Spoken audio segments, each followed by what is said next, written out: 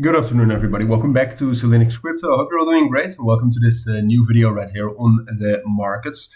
First of all, before we get into this, my apologies for the sound. I'm not recording at home right now. I'm somewhere else, and I did not bring my microphone, and I'm still recording on my laptop. And on my laptop, the sound is not amazing. So my apologies for that. It's obviously not according to the quality I'd like to put out, at least in terms of sound.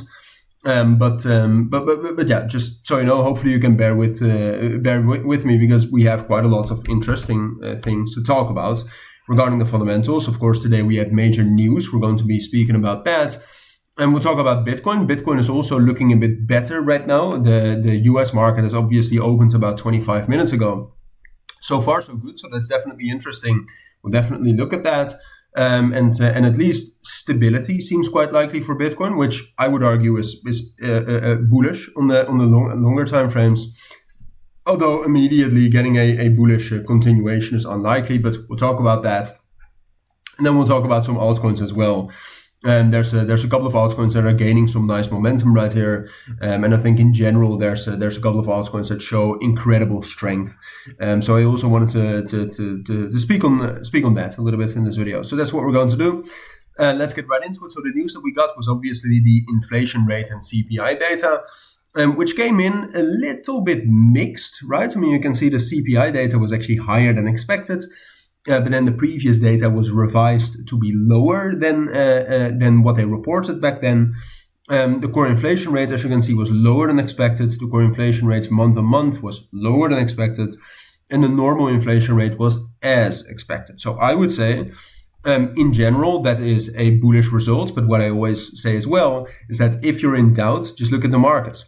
And the markets actually opened higher, as you can see right here. This is the S&P 500.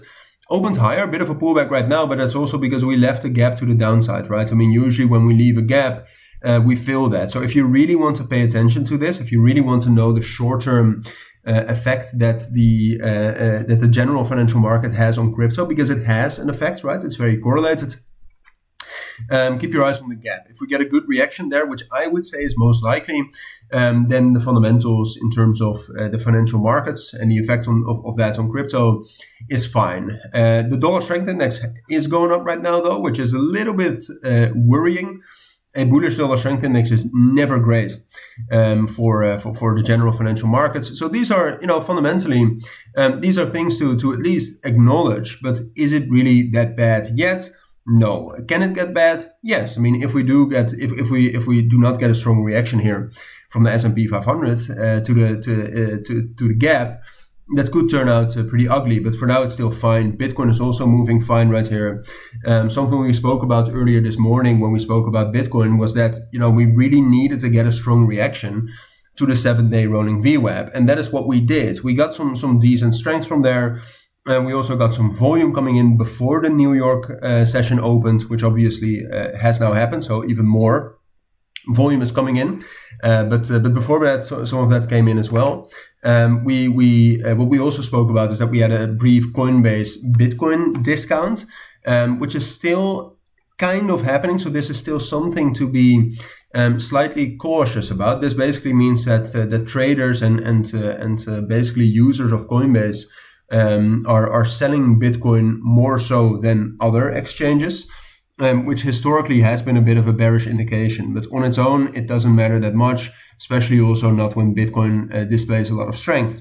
But I mean, as long as Bitcoin is going to be able to hold this level, I would say around 117,000, we're fine. And at this point of time, it does seem like that's most likely. You can see we got a strong reaction from a decent support level with the 7-day rolling VWAP. My apologies for that sound. So that is what we did. But then you can also see we broke above the 382 Fibonacci level.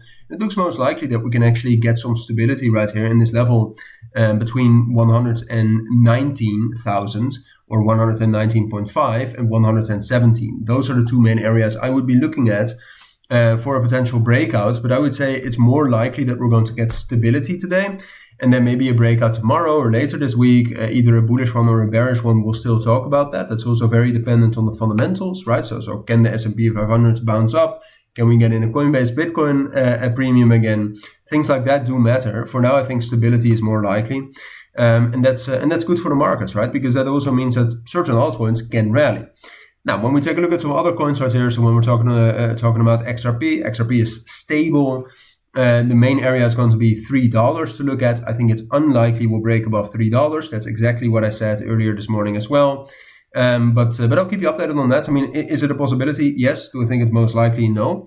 Ethereum has been quite strong, and Ethereum, I'm waiting for a pullback on that.